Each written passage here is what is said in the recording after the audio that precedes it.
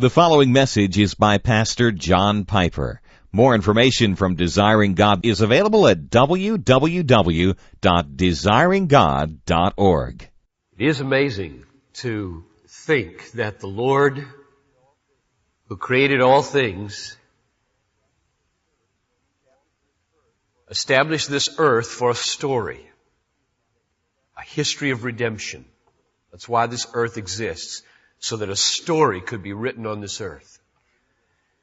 Beginning with a perfect creation, and then a fall, and then a beginning process of redemption, and Abraham and the people of Israel and the Son of God himself coming, living perfectly, dying for sinners, rising again, and then the commission being given and the gospel spreading around the world until all the peoples are penetrated and the elect are gathered in, and then the Lord of glory returns and all evil is banished to outer darkness. There's a new heaven and a new earth, and we really will tell the story for the rest of eternity. We will marvel at the increasing insight into the history of redemption and why this world was created in the first place. It's an amazing thing to think that human beings, not angels, they never were part of the fall and redemption. They didn't get died for. Human beings were what this thing was all about. Getting human beings into a frame of mind and heart with a knowledge and a heart that could give glory to God forever and ever for the story. And the glory of God manifest in the story. I mean, if that ever gets a hold of you, that you are at the center of this thing, it'll cut you loose to do what these messages are designed to do. Well, as you come to the end of the epistles, you get a lot of practical words. And we're in the middle of some of those practical words here in chapter 4 of Colossians. And why don't we go ahead and read, let's just take verses 5 and 6 and save a little time. Conduct yourselves with wisdom toward outsiders. That's what we talked about this morning. And I think the rest of the two verses make more of that, spell more of that out. Making the most of the opportunity. Some of the old versions, redeeming the time, purchasing the opportunity. Let your speech always be with grace, seasoned with salt, so that you may know how you should respond to each person. Now, there are 5 parts here, and I mentioned them this morning. What does it mean to walk in wisdom? Secondly, what does it mean to make the most of the opportunity? Third, how do you let your speech be with grace or in grace? Fourth, what does it mean to be seasoned with salt? And fifth, how do you know how to answer everyone? Ask you, why are they asking you anyway? What are they asking you? How did it come about that they felt like asking you anything? Let's just take those one at a time in the minutes that we have here. And then we're going to close by having a commissioning tonight. Then you can linger and talk to one another, or if you don't have any kids to go home and put to bed, you might go out and have ice cream or pizza or something. Who knows what God might do tonight to knit the family together. So, number 1 this morning on wisdom. Number 2 tonight, make the most of the opportunity. Literally, purchase. The word occurs 4 times in the New Testament. Purchase the kairos, the opportunity, the time. I think the first thing to say about that is that there are times that are different from other times. There are seasons, there are opportunities that are different. I don't think it would say, purchase it, redeem it, take it, if there weren't, sometimes they're there and sometimes they're not. And so the first thing is the simple thing. In our relationships with people, there are, the Greek word, there are kairoi. It's different from the time that goes like this. It's the time that's these seasons, these moments, these unusual opportunities. And they come from time to time. in our lives and in our relationships. And we need to watch for them, and we need to buy them when they come. Purchase them. They are valuable. That's probably why he uses the word purchase, buy. They're valuable.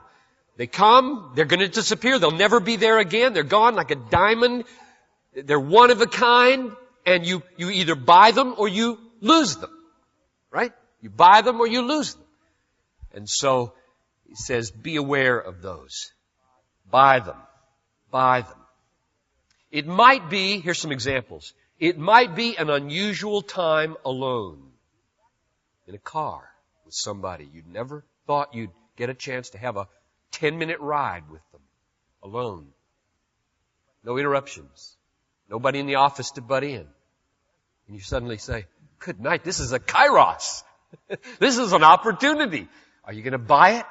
Or are you going to squander it? Another one might be, like we heard this morning from Michael O'Phelan, an unusual crisis or openness comes, and you're tuning in to people and you sense something's funny today, something's wrong today, something is up in this life here. Are you going to buy that, or are you going to lose it? Another example might be an unusual comment made over lunch. Some comment about some TV evangelist or some church, or I just read an article in the insert in the Tribune, the little USA thing that said campuses coming alive to religion. It's an article about the internet. I thought it was going to be about the revivals. It's about looking for God on the internet.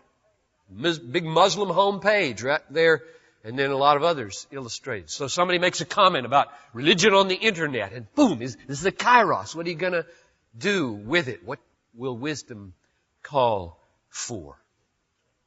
Don't make this mistake. I think many of us make this mistake. We think, there are these special kairoi. That's the plural, kairos. These special opportunities, and I'll just wait for them. I just wait. And you wait and you wait, and pretty soon you never recognize them. You don't know whether they're there or not. Paul, we're reading Acts now as a family, he went from city to city, and the kairos was, there's a synagogue, and it's the Sabbath. That's it. You walk in there, and it's Saturday morning, and the Jews are gathered, and I'm a Jew, and I know the Messiah. They don't. They never heard of Jesus Christ. And so there's my opportunity. And he goes in there, and the reason I point this out is because he gets run out a lot. They always divide. A few get convinced, and most of them say blasphemous things and put him out. Now if you're in a certain frame of mind, you might say, the last 3 cities I went to, say Philippi and Thessalonica and Berea, it was not good in the synagogues. So you come to the next city, you say, it's obviously not a kairos to go to the synagogue. Well, that's just not the conclusion he drew. He walked right into the face of the lion over and over again. So don't think that these opportunities are easy. Okay? They're just there, and they're worth buying up. And they may not produce any fruit at all. You're to buy them and use them. God's business is to bear fruit. Yours is to plant seed. A second observation about this purchase. The word is used, for example, in Galatians 3:13, Christ redeemed us from the purchase of the law, having become a curse for us. That word redeemed is the same word. Bought us from the curse of the law, from which I conclude this: to redeem the time or to buy up the opportunity is to take whatever painful steps are necessary to gain what we're after. I just point out the sacrifice with the purchase. When you buy anything, you lose something, namely money. Christ lost His life. Do not think that when the moment comes, it will cost you nothing. It will cost you something. The first thing it costs you is overcoming fear. Getting egg on your face, or saying something stupid, or having somebody think you're weird, or ruining a relationship. I mean, there's a biggie. You know, you've been cultivating this relationship for a month, 2 months, a year, 2 years, 3 years, and you're just so afraid if I say something flat out, it'll just make things so awkward for the rest of our life together. That's a big obstacle between me and one of my neighbors that I'm praying hard about and trying to talk to. Maybe I'll tell you more about how that has gone in a little bit. It'll cost you something. And I think God wants us to take those risks. Here's the third observation. The parallel to this text is in Ephesians 4:15 and 16. Let me read it to you because it adds a phrase that sheds light on it. Paul says in Ephesians, therefore be careful how you walk, not as unwise, so here's this wisdom again, not as unwise men, but as wise, making the most or purchasing the opportunity because the days are evil. Now there's a reason given that's really interesting. Purchase the opportunity that comes because the days are evil. Now what does that mean? Why is that a reason? Here's the way I think that works in our minds. The days are evil means the drift of this age. The god of this age is the devil, and the mood of this age is unbelief, and the whole stream and current of the river of this age is away from heaven towards destruction. That's the way the river's flowing. It's flowing that way. And everybody who's not swimming toward heaven by faith is drifting the other way. So if you are in that stream, where we all are, living and relating to people in that stream, you need to know everybody and every force is pulling away from heaven. And therefore, you can't coast and expect to lead people to heaven. You gotta buy. You gotta buy. You gotta intervene. I think that's the idea here. Buy the moment, buy the time, because the days are evil. You got the power of darkness and the power of hell and the power of the devil is trying to keep you away from them and them away from you, and your word shut and you all mixed up and your family messed up so that you can't have any freedom to do anything because you think my family's so messed up that I can't even say a word at home, let alone in the office, that doesn't result in trouble. I mean, Satan's doing everything he can to keep your mouth shut and to keep you separated from unbelievers. There's all kinds of things just bang, come into your life as soon as you set on a course to talk to somebody.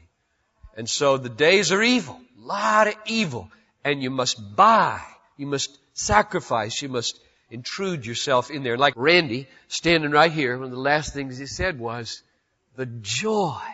Catch that note at the end when Mike was done? The joy of seeing another person come to exult in the supremacy of God is worth any sacrifice that you might make.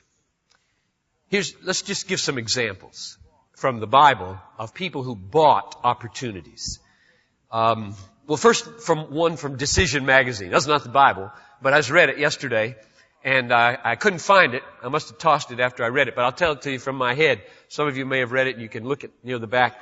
There's a little page about it's called the wrong address or something like that. So it's an evangelistic team visitation that goes out at night, 2 guys, and this woman wanted them to visit her boyfriend or something, and they gave him address 19A in a trailer park somewhere. So they go, they can't even find a trailer park. And so they ask at a gas station or something, where is this? And they say, oh, down here, and take a right. And they go, and they find a trailer park, and they walk up and down, no 19. So they just pick a door, knock, knock, knock, and they say, where's 19A? They say, there's no 19A in this trailer park. They say, oh. So they get up, start walking, and little voice, however you want to interpret this, says, why don't you just talk to him? He was nice. So they turn around and go to the door, knock, knock. We're just out visiting and talking to people about the Lord.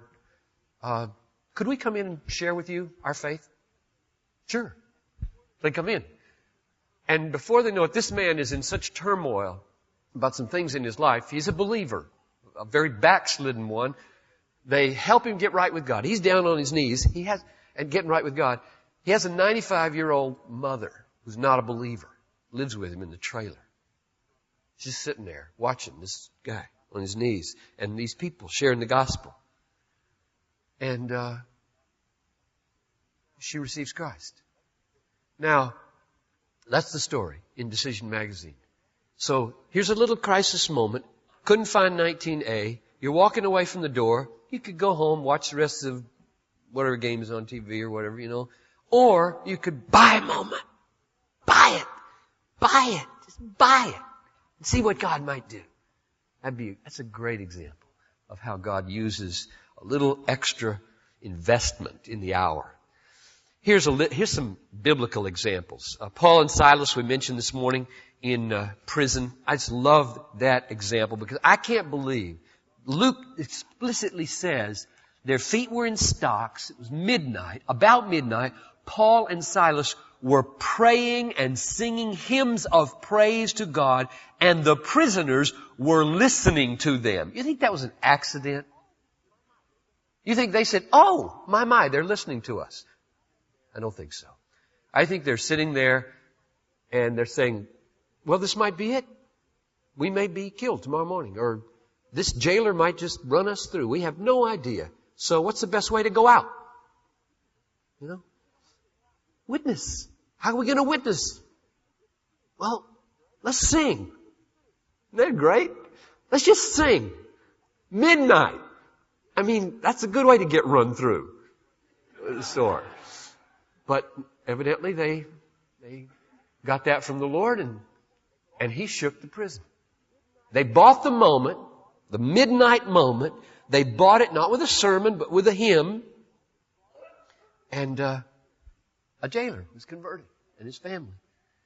Another example is Jesus and the woman at the well. Read a little bit, just so you hear this. There came a woman of Samaria to draw water. Jesus said to her, "Give me a drink." For His disciples had gone away into the city. And the Samaritan woman therefore said to Him, "How is it that you, being a Jew, ask from me a drink, since I'm a Samaritan and a woman?" Answer, "I'm buying the time.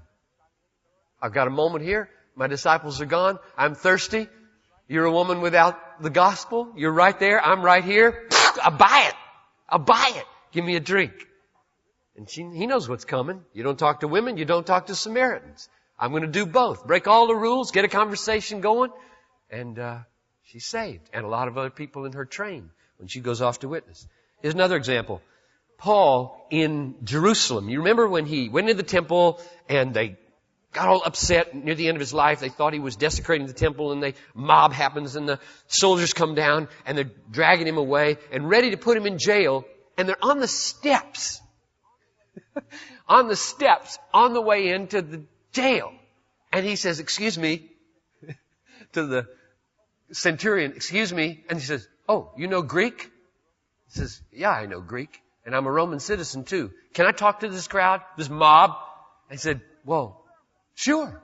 And he preaches a sermon. I mean, they just beat him. He's got this huge crowd, captive audience. He is the center of attention. And he says, "Excuse me, can I preach here?" What a man.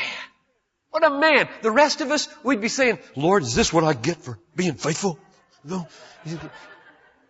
He says, "Give me another chance, Lord. Give me another chance. Right here on the steps. I got bodyguards all around me." What a man. And here's an application verse. Luke 21:12. Anytime you get arrested is a kairos. Okay? This is what it says. "But before all these things, they will lay their hands on you and will persecute you, delivering you to synagogues and prisons, bringing you before kings and governors for my sake. It will turn out for a testimony." So every time something terrible happens to you and you are where you didn't want to be, buy it. Remember that story I told years ago about the stalled vehicle on the side of the road in the middle of Kentucky, 20 miles from any city, Sunday morning, and a water heater blown. I didn't know what it was. I mean, a water pump. And I was there, and it's so humiliating, trying to wave down cars. They won't stop, and you feel like an absolute idiot. "Excuse me, we're in trouble." And you don't know what to do. And Abraham, what was he then? 8, 9, 10, said, "Maybe we should pray." Oh yeah, good idea. So we go around behind the U-Haul, and he and I bow our heads. "Lord God, please help somebody stop and help us." Look up, 2 cars are stopped. And one of them is a mechanic who said, "I'll go into town and bring my tools out and fix it for you." You talk about a faith-building event for a 9-year-old boy and a, whatever I was then, 45 or something. Boy. Every time you wind up in a place you didn't plan to be, buy it. Buy it. Don't murmur. Don't murmur. Buy it. Okay. That's 1 of 4. How are we doing? We're doing all right. That's the longest one. Number 3, Colossians 4:6. Let your speech always be with grace. Let your word always be in grace. Now, that's difficult to know exactly how to take the little phrase, in grace. Because it might mean, let it rest in grace, so that you are drawing from grace as you speak words. Or it might mean, let your words be so saturated with grace that they are offering grace. And there's no reason, I suppose, to think that it couldn't be both, since both we know from elsewhere are certainly true. This text came to my mind, Matthew 10:8. Freely you have received, that is graciously, you have received, freely give. Freely you receive, freely give. In other words, as you relate to people at work, your whole orientation should be, all I have, I got by grace. All my forgiveness is by grace. All my hope in eternal life is by grace. All my financial situation is by grace. All my health is by grace. All my home is by grace. All my mental capacities are by grace. All my emotional wherewithal is by grace. I have this job by grace. How can I not speak in grace and commend grace to people? Freely I have received, now I will freely give. And right at the heart of that freely giving is a message called the gospel. And the gospel is the word that there's forgiveness, there's eternal life, there's reconciliation with the Father. There's hope that death will be overcome and hell will be escaped. All as a gift. We just need to say that to ourselves again and again. We did not earn our salvation. We didn't buy it. We didn't purchase it. Jesus purchased it. We took it as a gift by faith. So that all of my words now, all of my words to my colleagues and my neighbor must have that flavor about them. I have a gift to give. I have a gift here. I have something free. I don't mainly have a lifestyle to demand. I have a gift to give. The whole life thing. I mean, you're talking to somebody, he's smoking, he's drinking, he's going out with women and all these things. And you say, oh, this good night. How am I going to get him to stop this and stop this and stop this? That's just not your business. Not your business. That's Jesus' business. Your business is to offer a gift of forgiveness and power. And if God comes and blesses it, they'll take the gift. And the gift will be so precious that it will satisfy their souls. And if you're reading Future Grace, that satisfaction breaks the power of sin. One at a time, they will go down. Whatever sins are offensive to the Lord, over time, they're going to go. You don't need to worry about that. Don't let that stop you. Say, oh, these people are so bad. They tell such horrible stories about the weekend escapades. Don't worry about that. You got a gift. You got grace to give. Let God handle the transformation business. Let your words be in grace. I raised this question at that point. Does that mean that there's no place for tough words? Words of warning, words of judgment, warning of judgment?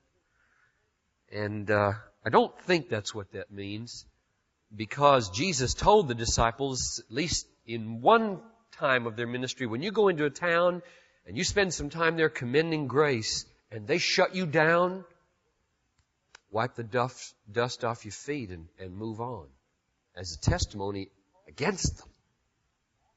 And Paul did that. We're reading Acts, he goes into a synagogue and says, okay, all right, if you blaspheme the Messiah, I'll go over here to the school next door and we'll do some evangelism with people who might be more receptive. And you warn them. You warn them. It's a gracious thing to warn people. So don't think that graciousness always means softness or only saying the tender things about the gospel. The gospel is undergirded with some terrible warrants of what will happen if you don't believe. Fourth point. First one was this morning. Number 2 and 3 so far tonight. Now number 4, seasoned with salt. I like this. I don't know if I understand it, but I like what I think I understand.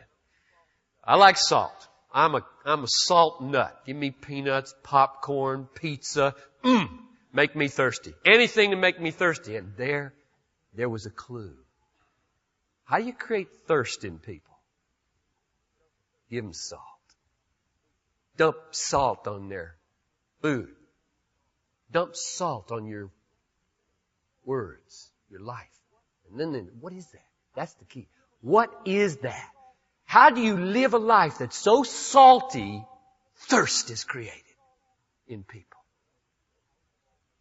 I wonder what the answer to that question is.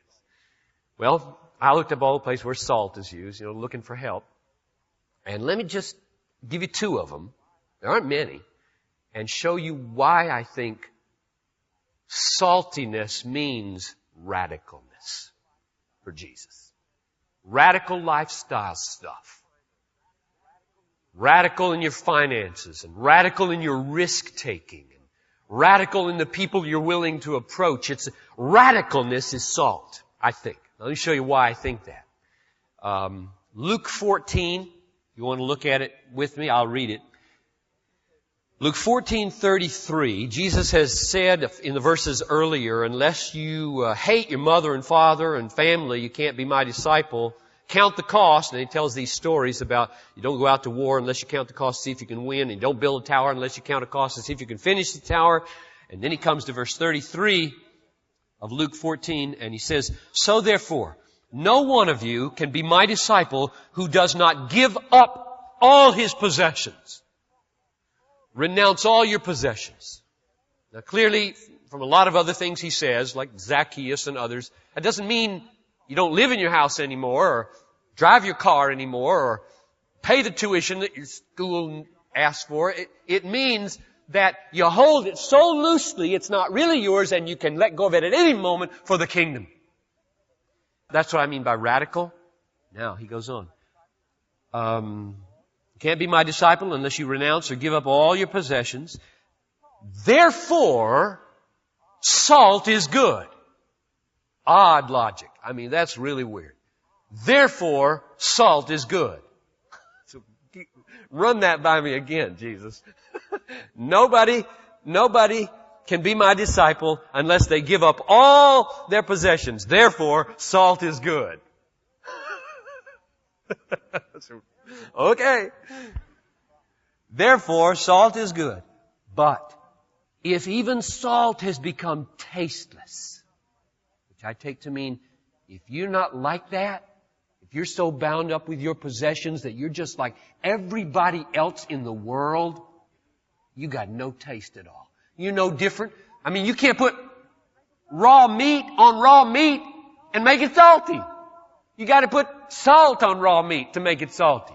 So you're just going to be the plain old blah raw meat that everybody else is.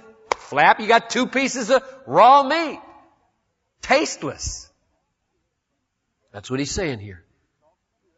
If you keep reading. Salt is good, but even if salt has become tasteless, with what will it be seasoned? It is useless, either for the soil or for the manure pile. It is thrown out. He who has ears to hear, let him hear. Whenever Jesus says that, you know you got a puzzle on your hand. He who has ears to hear, let him hear. I say, I think I got ears, but I'm not sure. I'm doing my best, Jesus. You sure boggle my mind. But that's my best effort there to try to get at what salt is. Salt is being the kind of person described in verse 33. Namely, a person who sits so loose with his possessions that he leads a lifestyle and he has a kind of openness to the future and a kind of readiness to move and go wherever God says go and seek the kingdom first and let all those other things be added, that people kind of look at him and they kind of, what is that? That tastes different. And then they do what the last point in the text says. They ask questions. But I'm not there yet. I want you to see this again in Matthew 5, this salt thing. Look at Matthew 5. This is the most famous salt passage. Matthew 5:11 following. Maybe you've never thought about it in context. when you said, you are the salt of the earth. We've always quote that verse just by itself, but you need to see what comes before and after, and you might get a help. Verse 11, blessed are you when men cast insults at you and persecute you and say all kinds of evil against you falsely on my account. Rejoice and be glad. Now there's a weird and radical way of life. You're being persecuted, you're being lied about and slandered, and Jesus says, okay, here's the way to be my disciple. Rejoice. Luke even says, rejoice and leap for joy. Leap for joy. Rejoice and be glad, for your reward in heaven is great, for so they persecuted the prophets who were before you. Now notice something here, because this is going to lead us right into the last point. Your joy is rooted in your reward, which is coming. Hope. Keep that in your head for about 2 more minutes. Your joy is rooted in your hope that's coming. Verse 13. You are the salt of the earth. Now what's the connection there? My belief is that the connection is, if you're this kind of person who when you are persecuted are so filled with satisfaction in God who is your hope, that you can actually rejoice and thus be free to keep on loving, you really taste different in this world. You really taste different. Because everybody else in this world, when they are attacked, they attack back. You wrong me, I'm going to wrong you. You say anything mean about me, I'm going to say something mean about you. You pout at me, I'm going to pout back at you. Tit for tat. That is the way we live in the world. If you find somebody who, when they're hit, they rejoice and return good for evil. What is that? That is really good. Of course, it might be offensive at first, but you find somebody like that in your life, and you kind of say, I haven't tasted anything like that for a long time. That makes me thirsty. I think that's what Jesus is saying. Let your speech be seasoned with salt, or let your life be seasoned with salt, means be a radical person. Be so free from possessions and free from the need to be vengeful, because you've got your reward in heaven and your God who promises to be all that you need in Jesus, that you can live a radical lifestyle around people. Now that brings us to the last point. Number 5, which is, so that you may know how you should respond to each person. Respond to each person. Respond. Answer. So Paul's assuming they're saying something. What are they saying? There's this text almost exactly the same in 1 Peter 3:15, right? We know that verse. I'll read it to you. It says, sanctify Christ as Lord in your hearts, and always be ready to make a defense to everyone who asks you a reason for the what that is in you? Hope. All right. Now let's put it together. Be ready to give a reason when people ask you about your hope. Now tell me, why do people ask you about your hope? It's because of what they've seen. You've got this hope in heaven that's allowing you to rejoice in persecution and be free from things, and they're trying to figure out now, in their head, the wheels are spinning. I don't go to Guinea, or I don't give 10, 15, 20% of my income away. I don't take time on my evenings or weekends to inconvenience myself. Blah, blah, blah. They just go through the list of things they know that you might do. And they say, why would they take a hit like that on their finances? Why would they take a hit like that on their evenings when everybody else is kicked back and resting? Why do these people have these resources? Where do they get these resources? I get my resources from the happiness that I think will come by accumulating things and time and ease and securities. And so they must be expecting something else. And so they may not articulate it like that, but that's the kind of dynamic that Peter and Paul seem to think is going to happen here. And so, when they ask you, the answer is already at hand because the answer is the cause of the hope. See, what's the reason for the hope that is in you? You don't have to say, oh yes, that's right, I got to go back to Theology 101. I'm supposed to have reasons for my hope. You don't have hope. You don't have hope if you got to do that, right? Hope is rooted in reality that you know. That's why you feel hope in a moment. You've got a reward. You've got a God. You've got a Christ. You've got a cross. You've got forgiveness. You've got resurrection. And you just start saying, well, I'm a Christian. And a Christian means to have been loved by God, to have recognized it, to have trusted in it, and to know that my sins are forgiven because Christ died for me. My death problem is solved. I don't even have to be afraid of death because Christ rose and said He's going to take me with Him when I die to heaven and then raise my body from the dead someday. And I have a tremendous future in front of me because I'm going to live forever with the King of Kings, and there's going to be a new heaven and a new earth where the lion lies down with the lamb. And you go on, whatever comes to your mind about the good news that you have given you hope, and you've bought the moment. You've bought it. So let me just sum up here, and then we'll pray and do some commissioning for some radical people. Number one from this morning, pray. Let's pray. Let's be a praying church. Easy to talk, right? We're all friends here. Nobody's shooting at me. Nobody's making fun of me tonight. You're a nice, responsive audience. I get a lot of affirmation. Piece of cake, right? So we're talking about tomorrow. I got a neighbor, and the more I think about him, the more he lives there. He lives in Dean's old house. And the more I love him. And I want him to be a believer. He's not a believer. We found that out right away. First conversation. And I'm looking for the kairoi. I'm looking for the opportunity. And let me just tell you a couple that have come and how it hasn't produced much yet. So you pray with me and we'll pray with each other. First one I blew, I think. Because of my first contact, I drew him out and he said he was ex-Lutheran. And I said, well, I'm a Baptist pastor. That's my church across the... I think that was a big mistake. I probably should not have taken that step, put that forward. Pastor, Baptist, it's all over here. There's no chance for a relationship here at all. And so I think I've been trying to overcome that one ever since.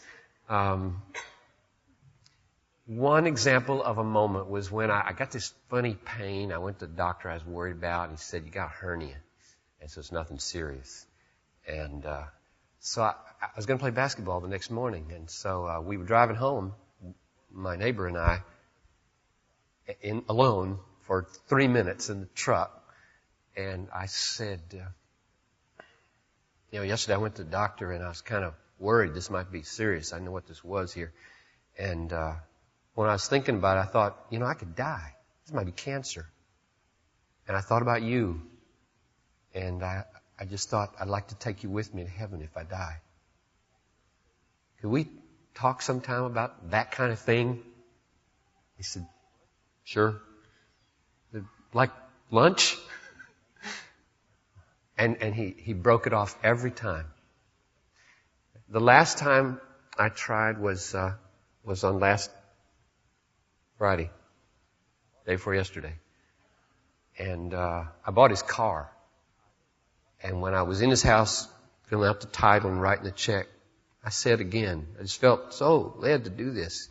I said, when I have a relationship with somebody like this, I feel very inauthentic if I don't bring what's really important to me into the relationship. And I would love to just take some time and tell you what God has shown me of Himself. Can we do that sometime? Sure. Lunch? And he said, okay. And then he broke it off. He's so scared of me, I think. He just doesn't want... So I'm just praying. I'm back off now. I've asked twice up front, can we talk about the gospel? Can we talk about spiritual things? And he said, sometime. And then when I've tried to actually follow through on it, he said, got an appointment, or not this time, take a rain check. And that's what we're going to get. But God's going to do something. God's going to do something. I thought He did it. There was one other Kairos. He's in the hospital. I saw his wife drive out of the hospital. I said, she's supposed to be at work. I waved her down. I said, well, you're supposed to be at work. 9 o'clock in the morning. And she said, I just put my husband in the ambulance. I said, what? What's wrong? I said, I'm not sure. He had a terrible fever. I'm going over to St. Joseph's. I said, okay. So I jumped in the car and ran over to St. Joseph's. And go in. He's in the emergency room there. Tube to get some antibiotics. They kept him overnight. He was fine. Just something. And I prayed with him. And there was another moment. So you're looking at a pastor in process is trying to learn how to be wise, how to speak words with salt, and not drive people away, and yet not be so paralyzed by the fear of driving people away that you don't say anything. And you know what I believe? I believe if just this number, what we got here, about 200-300 people, if just this third or quarter of our church were to just say, let's just keep stumbling forward together in this. Let's just keep doing that sort of stuff. Day in and day out. And pray. I think God would come down and bless those things. And we would see 2,000 by 2,000 become a reality. I'm praying that in 1996, by the end of this year, we will have averaged 1 convert per day. The Lord added unto the church daily as many as are being saved. Thank you for listening to this message by John Piper, pastor for preaching at Bethlehem Baptist Church in Minneapolis, Minnesota. Feel free to make copies of this message to give to others, but please do not charge for those copies or alter the content in any way without permission. We invite you to visit Desiring God online at www.desiringgod.org. There you'll find hundreds of sermons, articles, radio broadcasts, and much more, all available to you at no charge. Our online store carries all of Pastor John's books, audio, and video resources. You can also stay up to date on what's new at Desiring God. Again, our website is www.desiringgod.org. Or call us toll-free at 1-888-346-4700. Our mailing address is Desiring God, 2601 East Franklin Avenue, Minneapolis, Minnesota, 55406. Desiring God exists to help you make God your treasure, because God is most glorified in us when we are most satisfied in Him.